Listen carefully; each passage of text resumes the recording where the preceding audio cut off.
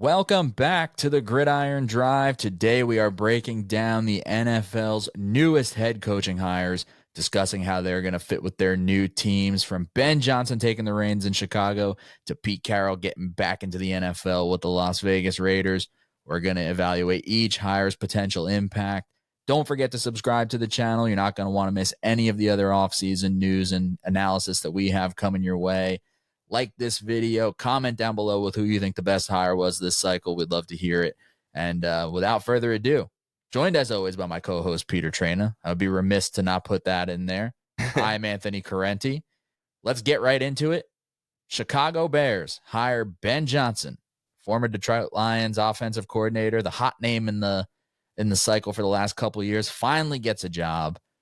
Pete, what do we think about Ben Johnson latching on with the Chicago Bears? So I know when he was first being discussed, me and you were like teasing about him, kind of, making fun of him, because he was kind of he didn't take a job last year. So we're like, he's a coward. But I got to say, Anthony, I like this hire. And I think it was paramount to get Caleb a strong offensive mind. The only thing that I slightly worry about is that Ben Johnson's offense in Lions was kind of predicated on sticking to their structure and their guys doing their job specifically with the quarterback. Jared Goff and Caleb Williams are vastly different quarterbacks, and I think their strengths are, different as well. Goff is steady. He runs the offense as it should be, whereas Caleb, he could do that, but he tends to thrive in a little bit of chaos as well. So I'm curious to see how that fits. And, as well as DJ Moore, he's kind of like Caleb as well. He's like a gadget guy. He's kind of all over. I mean, he could do anything. He's a great receiver. But I also love their offensive coordinator hire, Declan Doyle. I'll mention it a couple times on this podcast, but these tight end coaches are really built to be offensive coordinators, because when you're a tight ends coach, you have your hands in the run game and the pass game. So you have this holistic approach to, for the whole offense. And I think it's interesting. And we'll talk about the Jets later with that. I'm not worried about Declan Doyle hire since he's only 28 years old. He most likely won't be calling the plays, as Ben Johnson is the offensive minded head coach. I also think I like who they brought in to coach the defense. I think they brought in Dennis Allen. Mm-hmm. He did as good a job as you can with that Saints defense, who they kind of just kept pushing the cat back and kicking the can down the road. But that was a bad Saints team, but the defense kind of remained strong up until this year. So I think I like what the Bears did. How do you feel? I think it's a really solid hire for them. It's not. Frankly, I didn't expect them to land Ben Johnson, especially keeping a holdover GM and Ryan Poles. I thought that would be the thing that kind of pushed Ben Johnson away from a job, like we saw with Jacksonville, who we'll touch on a little bit later. But to land Ben Johnson, who's been the hot name for the last 3 years, obviously you have a leg up when you have a talent like Caleb at quarterback. I think what you said is interesting. Like, we're going to find out are we going to try and fit Caleb into the Ben Johnson system, or is Ben Johnson going to not be flexible with that scheme, but where's that kind of like mesh point, right? Like, because you said he's not Jared Goff, and you don't want to take away all of what makes Caleb a special talent, but you do also want to, get him to not have to play hero ball all the time. And I think that starts more with offensive line, as many as possible. Sign one, draft one, sign another, draft another, put a solid line in front of this kid and try and keep him upright and let him survive. But I think what you said was perfect about getting a strong offensive mind in there to kind of not tutor Caleb, but, develop Caleb. Like, that's the franchise. Like, the Bears are going to go right now as Caleb Williams and Ben Johnson are going to go. So I really think it's as good of a hire as they could have got. Will Ben Johnson live up to the hype? We'll see. That's but you could say that about all the guys on this list, but I really don't think they could have come away any better this offseason with hiring a head coach than they did with hiring Ben Johnson. I agree here. And a grade? Do you want to give him a grade? You want me to give him a grade? Go ahead. What would you grade it? I'm going to give this one a B+. A strong hire, though, like we said, adapting his style to fit the personnel will be key. Yeah, I think that's fair. I'd probably give it an A.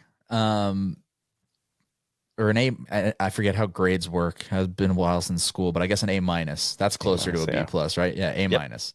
Let's give them an A minus because I frankly did not expect them to land Ben Johnson. So I'll give them a little extra points there for being able to get it over the line. And let's head to Foxborough. The New England Patriots bring back one of their own, Mike Vrabel. Also, before we get into hiring Mike Vrabel, I just want to say that if you've been subscribed to this YouTube channel, if Pete's not going to say it for himself, I'll say it for him. Pete told you Gerard Mayo was going one and done on the Bold Takes show this past summer. Told you Gerard Mayo was going one and done when nobody else was talking about it.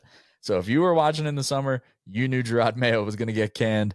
He was going to go one and done. They bring back Mike Vrabel, former player for the New England Patriots, sits out coaching for a year after getting let go by the Tennessee Titans, did some consulting for the Cleveland Browns, and now Mike Vrabel back in the fold for New England. How do you like it?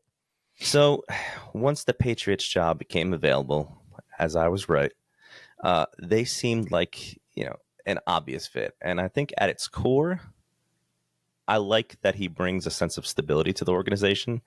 And he did really well for a while in Tennessee. I also don't hate the hiring of Josh McDaniels as the offensive coordinator. It's hilarious, but it just feels a little too safe for me, and I wanted to see somebody in there that would optimize Drake May a little more. Mm-hmm. Get the most out of him. I think he could be a top 10 quarterback down the road. But yeah, that would be my biggest concern because, Vrabel's not known for being like a quarterback guru. Just odd a little bit to bring in a CEO kind of Belichick disciple coach who demands control of the org after, getting rid of Belichick. But defensive minded coach, old school philosophies. He brings toughness and discipline for a team that's really just searching, for stability. What do you think, Anthony? I think it's a really solid hire. Mm-hmm. As much as it pains me to say that, I think Mike Vrabel was the best proven head coach available this offseason, right? Like you could argue some of the guys who haven't had a crack at it, maybe they've got more upside. But Mike Vrabel showed you he's a good coach in Tennessee. Seems like it went wrong in Tennessee when him and the front office weren't aligned, and when Mike Vrabel shockingly wanted to keep a very good player in A.J. Brown, when the front office thought they could trade A.J. Brown and just draft Treylon Burks and it would be fine. Turns out it was not fine. I think once the patch job opened, this was always Mike Vrabel. He was always going there. He had the one interview with the Jets. And then right after that, the patch job opened. So I think it's a solid hire for them. I agree. The Josh McDaniels hire at OC is fine. It's it would have been, interesting to see if they could have went a different route, maybe a more not creative, but something to really unlock the full Drake May potential. Not that Josh McDaniels can't, but I just want to see if we're going to get that same exact Josh McDaniels offense. But look, Vrabel's a tough, no nonsense guy, and I'm curious, with them in the draft and with Vrabel probably having a pretty large say in personnel there. If they add an Abdul Carter or a Mason Graham to that defensive front, could get things going in the right direction.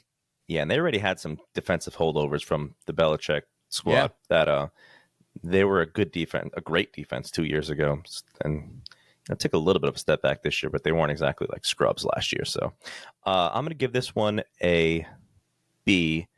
At first, I wanted to give it a C plus, but I think a B to like a B plus. He just brings a sense of stability to the organization I think they really need, and this is one of those grades that I think will be much better. Yeah, but right now I'll give it a B, just because of just the optics of how they went about this and firing Mayo, bringing back another, Patriots guy. The whole Rooney Rule thing was so goofy with them, and we could do a whole video on that. But yeah, what do you think? As much as it kills me as I wear my Jets hat, I'll give it an A, just because I think Mike Vrabel's a really good football coach. I think it's a really solid hire for them. Hate to say it, kills me, burns me up inside, but I think they got it right. I think Mike Vrabel's a good football coach that once we see him back on the sidelines, we're going to be like, man, why was that guy not coaching a football team last year? Yeah.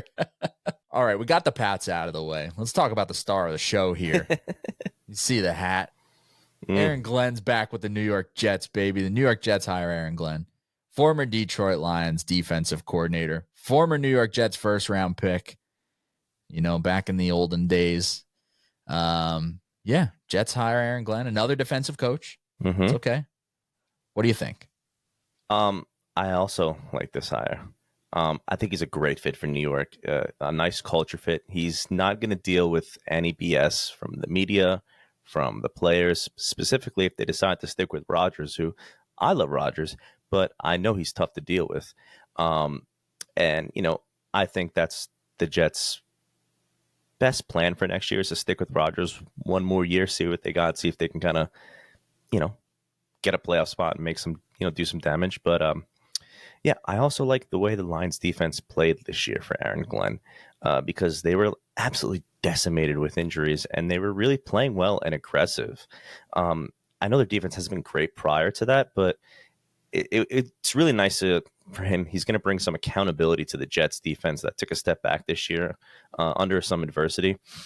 And if the rumors are true, I really want them to hire Nick Caley, the Rams tight end coach. I think that, that would be a great fit. I think that getting a tight end coach, like I said, it's just the way to go. You see a lot of these great, former tight ends coaches that end up being head coaches. And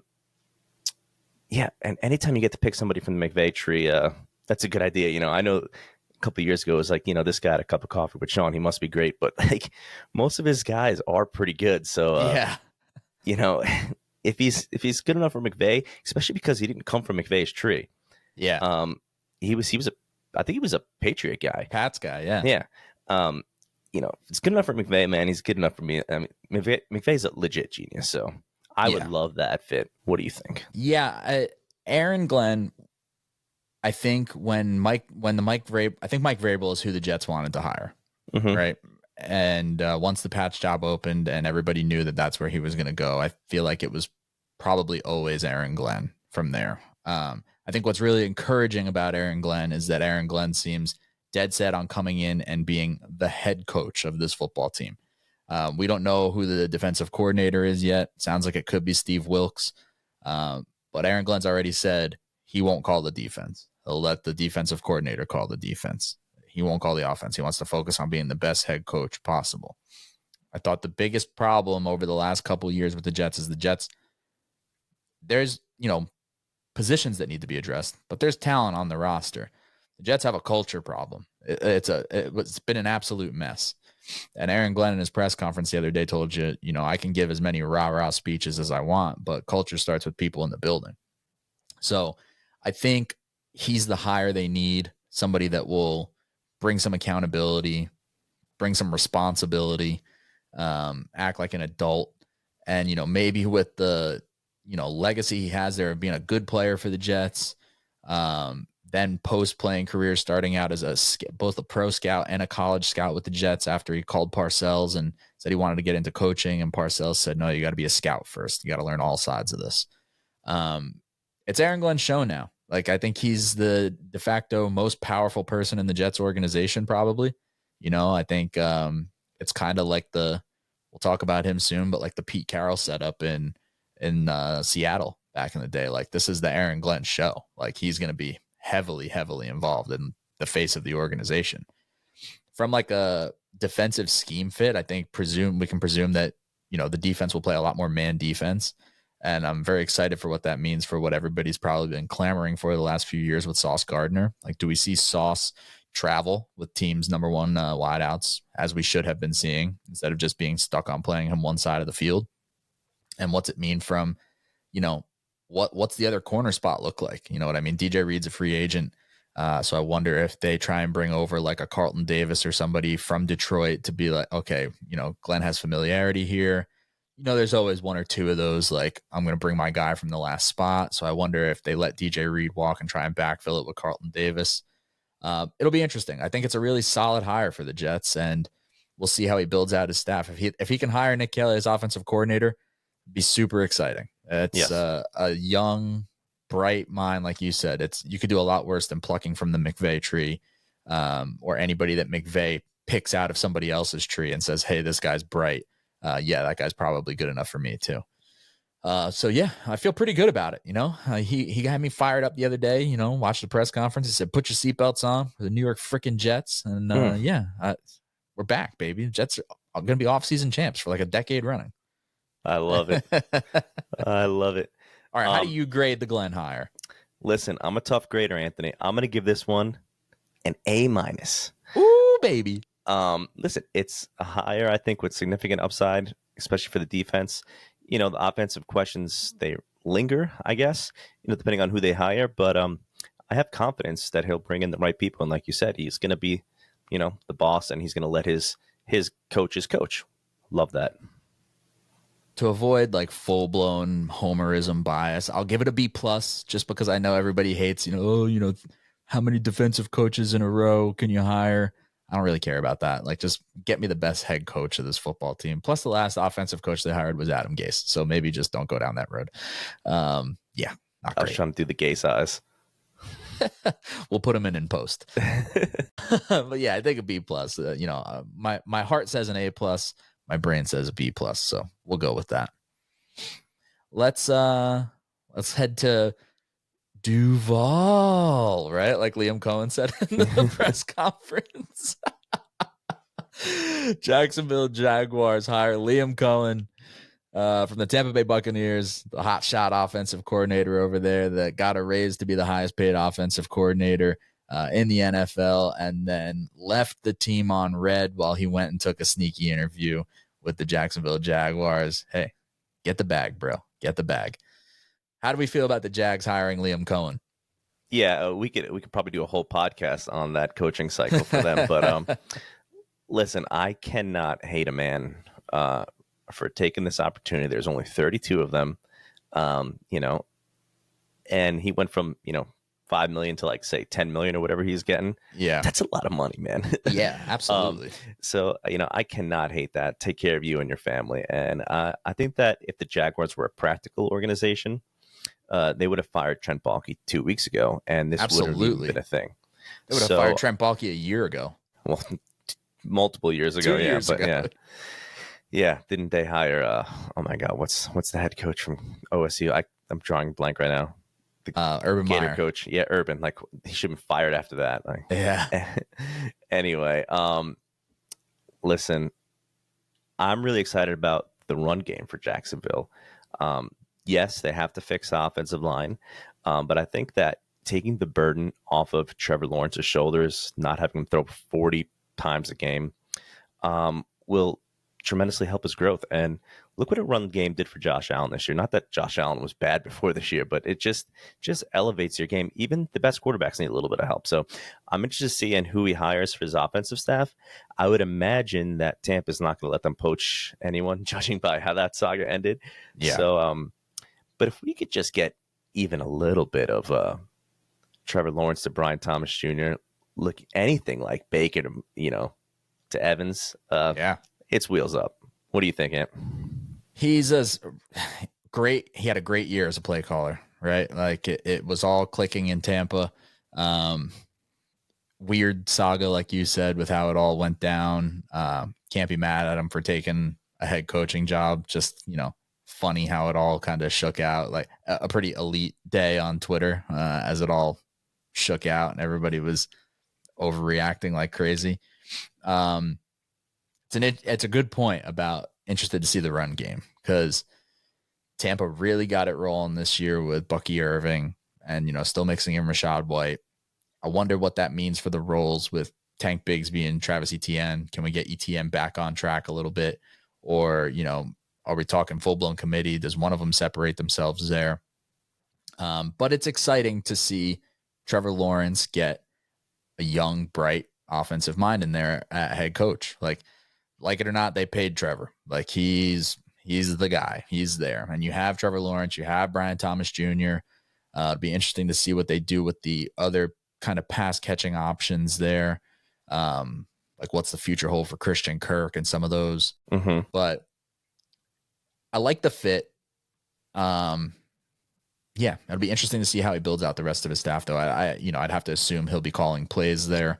So really probably most interested to see how the running back group shakes out. But yeah, it's a solid hire for them. Despite the weird road to get there, it's a solid hire for them. Despite keeping Trent Baalke for that extra week and a half and seeming like they were not going to get any top candidates for the job, like whether Liam Coen acted, I don't want to say inappropriately, but like if he did wrong by the Bucs or whatever, like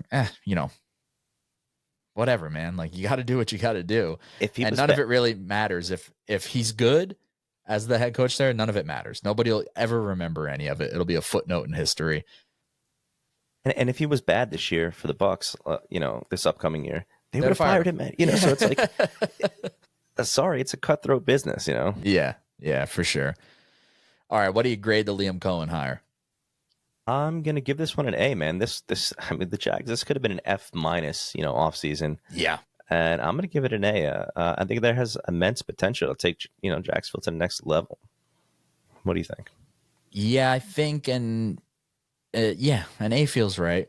Like I didn't think they would get a candidate the caliber of Liam Coen, and that was largely due to the fact that it seemed like they were going to keep Baalke, and kudos for them for pulling the trigger on firing Baalke. Whether it was late and it was after everybody got the memes off and fired off the tweets about it, but hey, they got rid of him.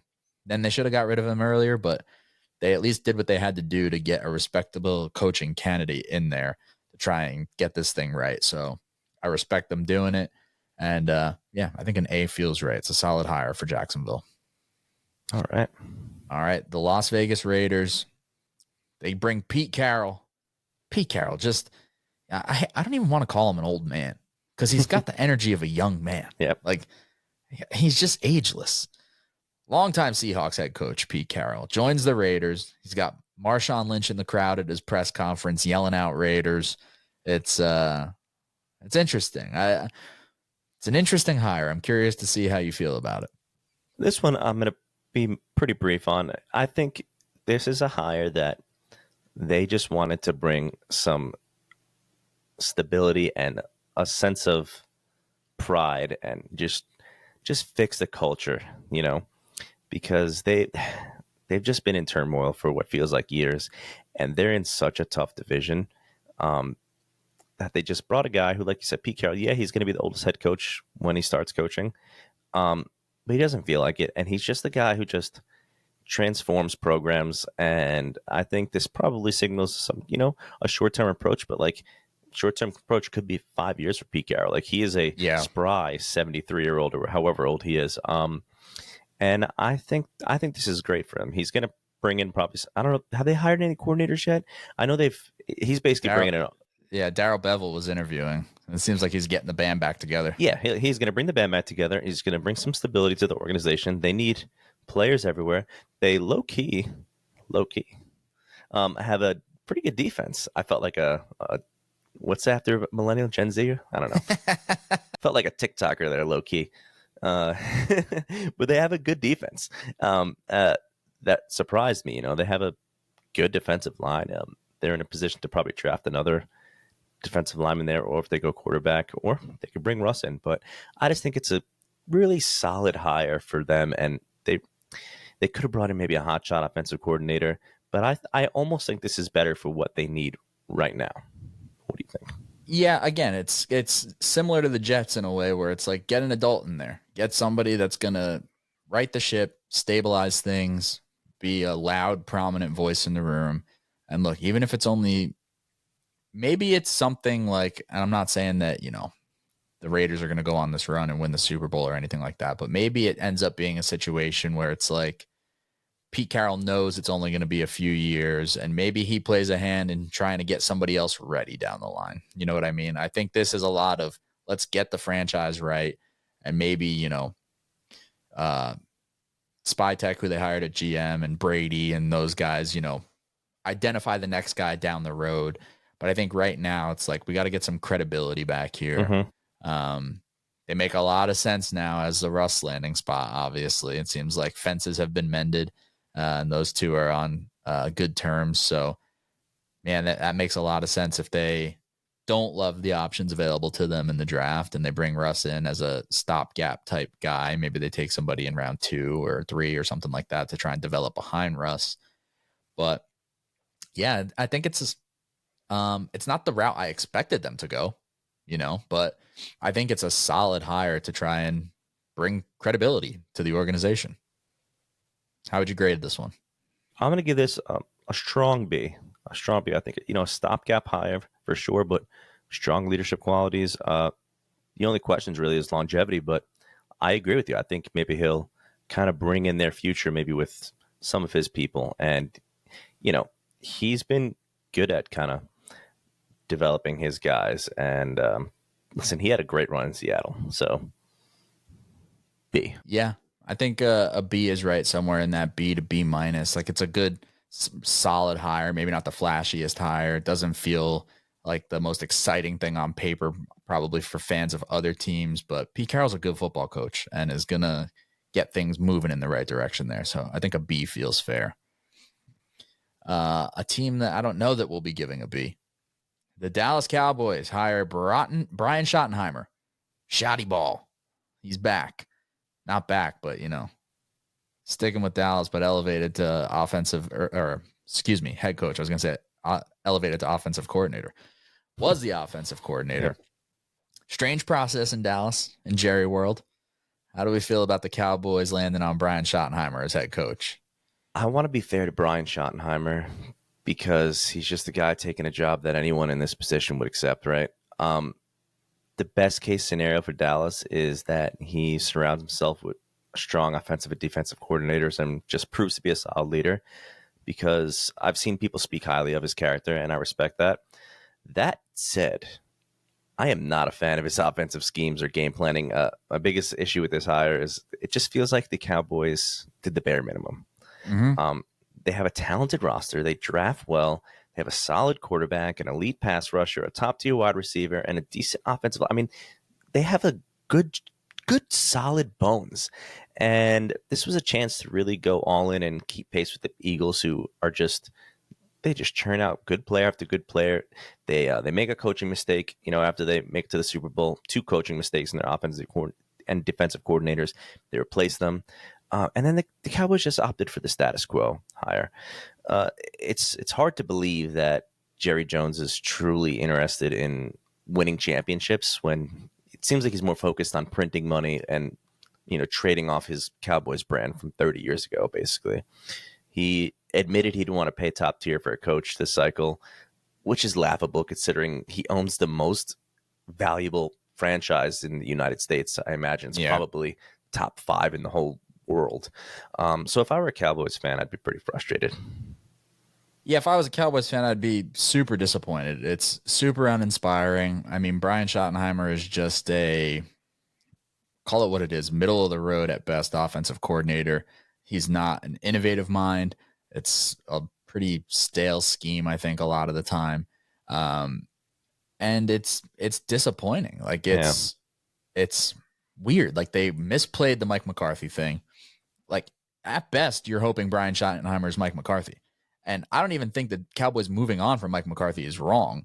I just think that moving on from Mike McCarthy to promote Brian Schottenheimer feels like, one step forward, 2 steps back. Like, what are we really doing here? What ground did we really gain? You slow play the thing with Mike McCarthy. And then I don't know if it just became evident you weren't going to get a top candidate, or they didn't reach out to top candidates, or like you said, Jerry just didn't care to pay one and just, rather keep his money, whatever. But with the bones of that roster and the players they have in place, it feels kind of like malpractice to leave it in the hands of Brian Schottenheimer. No disrespect to Brian Schottenheimer.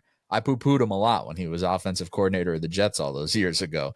But I don't know. I just don't know what Brian Schottenheimer's done. Again, no disrespect. I mean, he's been around for a long time, but like, what has he done to deserve to be the head coach of this football team? Super uninspiring. I don't really get it. Yeah. How would you grade the Schottenheimer grade? Not a B, I'm guessing. No, I'm going to give this one a D. It's a puzzling hire. It lacks innovation, and it could limit the team's ceiling. Again, maybe he surrounds himself with great minds, and they have enough talent that they could win some games. So that's why I didn't give it an F, but a D. Yeah. D for disappointing. D is right. D for Big D. D for disappointing in Dallas. Yeah, lots of D's there. All right, there's one team that, as of the time we're recording this Tuesday, January 28th, 9 o'clock p.m. Eastern Standard Time, has not hired a head coach. If they do, after we finish recording this, while I'm editing the video, shame on them. But the New Orleans Saints, no hire yet. Seems like, Kellen Moore or Mike McCarthy, probably, I guess. But what do you think about the Saints opening right now? So far they've interviewed a handful of candidates, but no one seems eager to take the job. Joe Brady, who has ties to their organization, declined a second interview. Mike Kafka, who's been a part of an underwhelming Giants offensive staff, had a second interview. I think, did they interview Anthony Weaver? I think they did.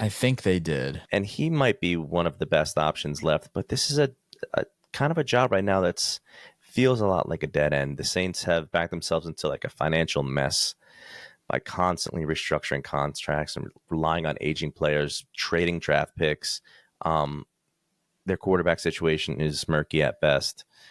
Honestly, their best bet might be to hire somebody, like you said, Mike McCarthy, and, for some level of stability. Just not sure if he'd be interested, because why would he?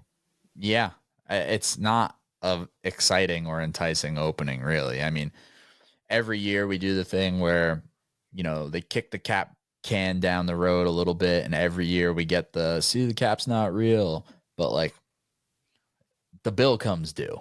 And the Saints are pretty much at that point. And I know that they might find some flexibility, but this year's a little different. Like, it's not like in past years where it's like, oh, they're going in with, they're $10 million over the cap. They're $52 million over the cap right now, as it stands. Like, I know the cap doesn't matter, and like that frustrates you so much, because it does if you're a good to great team.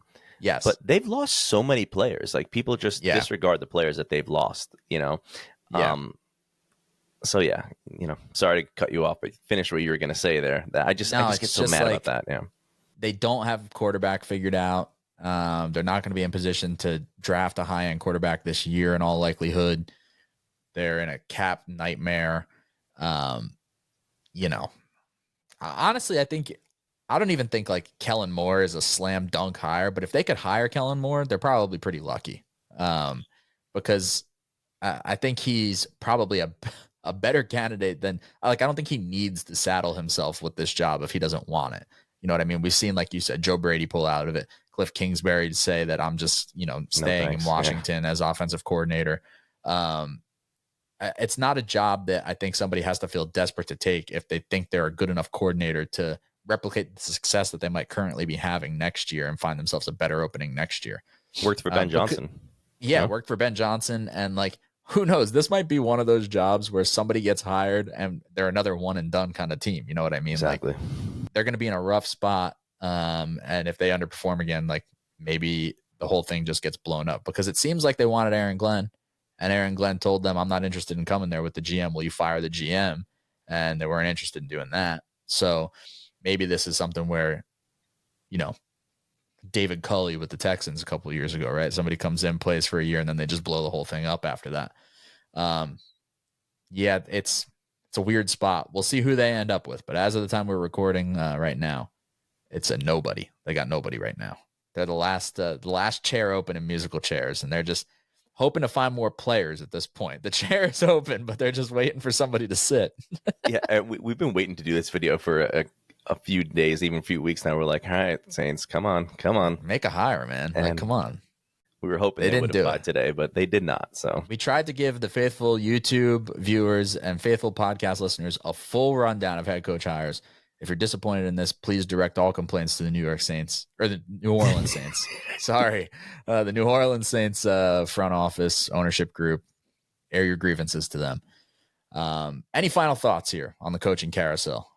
Winners, losers, anything you want to throw in?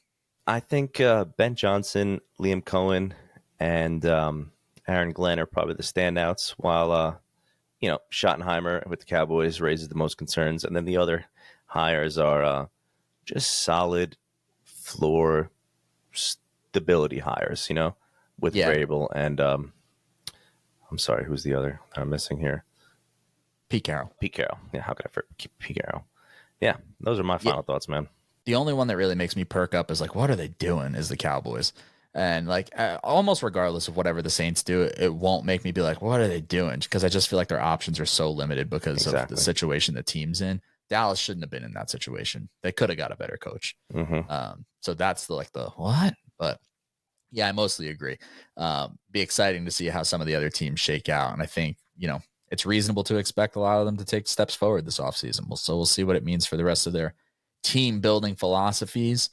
To see how those teams get built out over the offseason, keep it locked in here on the Gridiron Drive YouTube channel. Make sure you hit the subscribe button so you get all the video content we have coming your way on YouTube. If you're listening to the podcast on whatever your favorite podcast provider is, make sure you're following or subscribe to the podcast.